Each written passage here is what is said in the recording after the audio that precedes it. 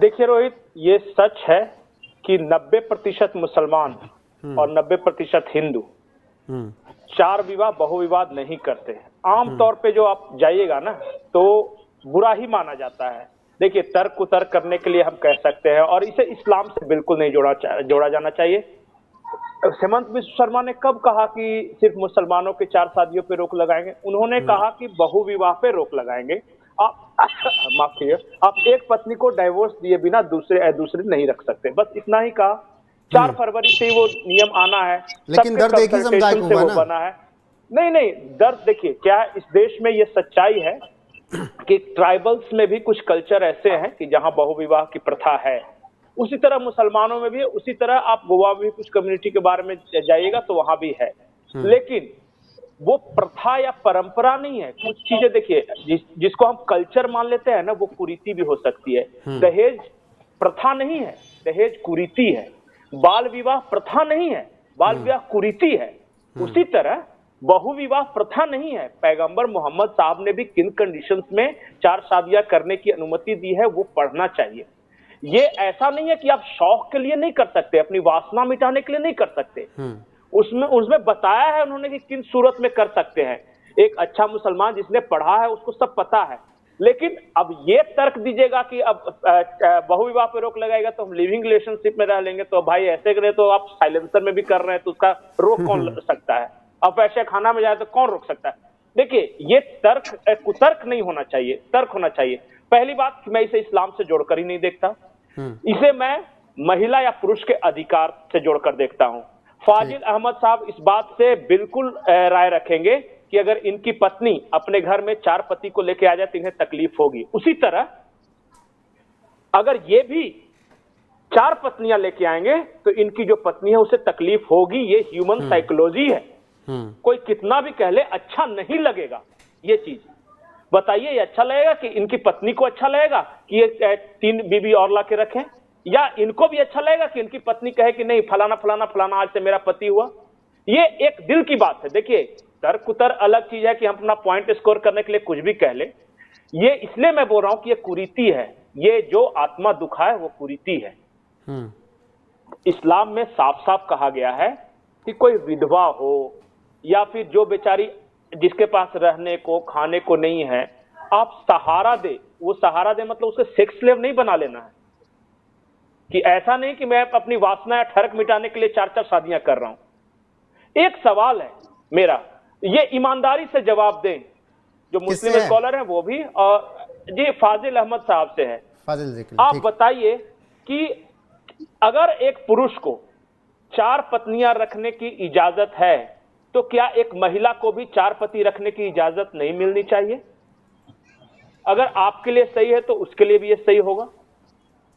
देखिए, मैं बार बार ये बोल रहा हूं, जो कुरीति है ना, उसे किसी भी तर्क से सही नहीं ठहराया जा सकता। इस देश में मुसलमान हो, हिंदू हो, सिख हो या ईसाई हो, एक साथ बहुत सारी पत्नियां रखना अच्छा नहीं मानता। उसे इस्लाम का आवरण या कल्चर या परंपरा देके ढकने की कोशिश नहीं करनी चाहिए। ये आज का युग है। जो परिस्थिति रही होगी पैगंबर मोहम्मद साहब के वक्त में, उस बारे में मैं नहीं बोलूंगा, लेकिन आज के दौर में अगर आप घर में रह रहे हैं तो कहां वो पहले वाली बात रहती है? देखिए, एक पत्नी कोई है, अब दूसरा तीसरा कोई आ जाएगा तो ये बात रह जाएगी क्या? एक पति पत्नी के बीच में वही रिश्ता रह जाता है? नहीं, हो ही नहीं सकता। ह्यूमन साइकोलॉजी, प्यार बढ़ता भी है। ठीक है पंकज जी, फाजिल से जवाब ले लेते हैं अगर आपका सवाल है। फाजिल, जवाब दीजिएगा आप। एक सवाल का जवाब दीजिए। देखिए, आचार्य प्रमोद ने बहुत अच्छी बात कही, और सुनिए लीजिए। देखिए, अब हम उस पर आपने बोला, मैं सुन रहा था। बिल्कुल आपने सही बात कहा। जो बात हम कहना चाह रहे थे वो आपने ही कह दिया कि इस्लाम ने किन परिस्थितियों में शादी 2 शादी करने का या 3 शादी करने का अधिकार कैसे दिया। पत्नी बना के रखेंगे, शादी करते हैं तो पत्नी रहेगी ना वो, और लिविंग रिलेशन में रहेगी तो पत्नी तो नहीं रहेगी वो। तो सारे राइट्स तो नहीं दे रहे ना आप लिविंग रिलेशन में। पत्नी में तो राइट्स है, अदालत में जाके खड़ी हो सकती है कि मेरे बच्चों को अधिकार दिया जाए और उसको संपत्ति में अधिकार दिया जाए, और उसका पालन पोषण करना पड़ेगा। लेकिन लिविंग रिलेशन में आप रहते हैं, छिप करके जा रहे हैं, छिप के मिल रहे, वो अच्छा है या शादी कर लेना अच्छा है? सवाल इस बात का है। और 5 पति, अब हम उस पर नहीं जाना चाहते कि द्रौपदी के कैरेक्टर को बात करें, हम उस पर हम जाना नहीं चाहते। लेकिन आज जो माहौल देश के अंदर है, नहीं, मेरी बात समझिए, इन्हीं कारणों से कि तलाकशुदा लड़कियां जो या जो अनाथ बच्चे, अनाथ लड़कियां हैं, जो विधवा हैं, उनसे उनका जीवन कैसे चलेगा? यदि कोई शादी करके उसको सम्मान दे रहा है ना, उसको जीवन दे रहा है ना, उसको नाम दे रहा है अपना, उसको पत्नी बना के रख रहा है ना, ऐसा तो नहीं है कि उसको रखैल बना के रख रहा है। तो ये आप शादी और लिविंग रिलेशन, यही फर्क है कि अगर वो शादी करता है तो उसे बाकायदा इज्जत मिलती है, समाज में उसकी इज्जत होती है, फाजिल भाई चाहे वो विधवा हो चाहे। फाजिल भाई इतना सशक्त अपनी महिलाओं को क्यों नहीं बनाया जा रहा है कि आज उनको जरूरत ही न पड़े? हम 2023 में 1800 में थोड़ी हैं। और सुन लीजिए, अभी पंकज जी ने कहा,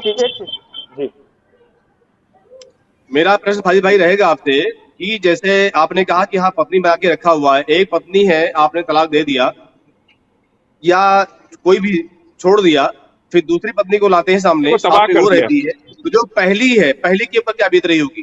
फिर पहली दूसरी को तलाक दिया, तीसरी के ऊपर क्या बीत रही होगी? क्या ये जायज है? क्या ये उचित है? क्या ये उचित है? क्या बीत रही होगी? मैं देखिए, इस्लाम में आपने यही कहा कि 90% मुसलमान शादी नहीं करते, लेकिन 10% अगर किसी को आप पत्नी बना के रख रहे तो उसे जीवन देंगे ना, उसका भरण पोषण तो करेंगे ना, उसके बच्चों को संपत्ति में अधिकार देंगे ना, तो वो अच्छा है? या किसी को ऐसे लाके घर में लिविंग रिलेशन में छिप के रख रहे हैं आप, वो अच्छा है?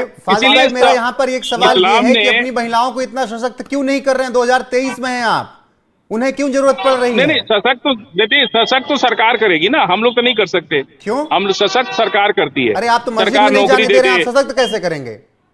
आप मंदिर में जाने दे रहे हैं क्या? बिल्कुल जाने दे रहे हैं। नहीं, मंदिर कोई पुजारी महिला हुई क्या आज तक? हमारे यहाँ भी जहाँ जरूरत होती है, अगर महिला पुजारी भी हो रही है, महिला मस्जिद में नमाज पढ़ने जाती है, आपको जानकारी नहीं है? फाजिल भाई, हमारे यहाँ महिलाओं की भी मस्जिद में जाती है नमाज पढ़ने, उनको कोई रोक टोक नहीं है। रोहित मेरे सवाल का जवाब नहीं मिला। अगर एक पुरुष को 4 पत्नियां रखने की इजाजत है, भले ही सहारा देने के लिए सही, तो महिला को भी ये इजाजत है क्या? नहीं, द्रौपदी को 5 पति थे ना। तो महाभारत नहीं, द्रौपदी के 5 पति थे ना, तो कौन पत्नी 5 रख रहा है? चला जाऊंगा। नहीं, तो हमारा इस्लामिक तौर तरीका, जो हमारा इस्लामिक, हम तो कुरान नहीं बदल सकते। साहब की बात करूं वर्तमान में? नहीं, हमने आपको इसीलिए हमने कहा आपको कि जब हमने कहा कि जब इस्लाम ने कोई तरीका हमको बताया है, तो हम तो इस्लाम बदल नहीं सकते, हम कुरान नहीं बदल सकते, हम कुरान के तरीके पे चल सकते हैं। और कोई महिला भी 5 पति रखती होगी, ऐसा थोड़े है कि महिला के पास 5 पति नहीं होता है, वो भी रखती होगी। रखने का अधिकार है या नहीं इस्लाम में? इस्लाम में एक किसी महिला को अधिकार है कि नहीं? जिस तरह आप लोग को अधिकार है 4 पत्नी रखने का, महिला को भी 4 पति रहने में एक किसी महिला को। आप यही चाहते हैं, आप ये चाहते हैं कि एक महिला 5 बिल्कुल, पति रखे। अगर पुरुष और महिला को बराबर अधिकार होना चाहिए, क्यों ना हो? तो अगर कोई महिला चाहेगी तो वो रख सकती है, उसको कोई रोक थोड़े रहा है, किसी को रोकेगा? बिल्कुल, अगर पुरुष और महिला को बराबर अधिकार होना चाहिए, क्यों ना हो? सुनिए, बात अधिकार की, आपके धर्म में एक इस्लाम में है ना, इस्लाम में है ना ये, अलग से चाहे कि नहीं? इस्लाम में है या नहीं ये बताइए? इस्लाम में है या नहीं ये बताइए? मेरे धर्म में छोड़िए, इस्लाम में है या नहीं अधिकार ये बताइए ना। मेरे घर में एक ही पत्नी रखना। प्रमोद बोल रहे हैं या पंकज बोल रहे हैं? और जी, और एक बात जान जाइए, कभी इस देश में 4 बीबी 40 बच्चे नहीं चलेंगे। तो बहुत कितना भी आप शोर मचाइए, 4 बीबी 40 बच्चे नहीं चलेंगे, वो गलत है, वो है ना, वो कुंठा में बहुत मैं है। ये बोल रहा हूँ, इस्लाम में इजाजत है या नहीं किसी महिला को 4 पति रखने का? कोई मुझे ज्यादा अच्छा नहीं लग रहा है। उनके तो पहले उन्होंने कहा कि सारे आतंकवादी मुसलमान होते हैं। कुंठा में नहीं है, कुंठा में आप लोग जो है ना, आप लोग जो है, पहले इन्होंने कहा दिया कि सारे मुसलमान आतंकवादी होते हैं। आप गलत समझे हैं। इन्होंने पहले ही मुझे क्यों नहीं समझे? मैं तो चाहता हूँ कि मुसलमान सुखी संपन्न रहे।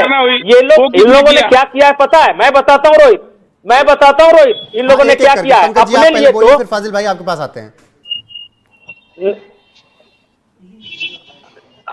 अरे मैं देखिए, मैं इतना जानता हूं, इन लोगों ने क्या किया है ना, सारे जी मैं बताता हूं, इन लोगों ने सारे नियम कानून पुरुषों के लिए बना के रखे हैं।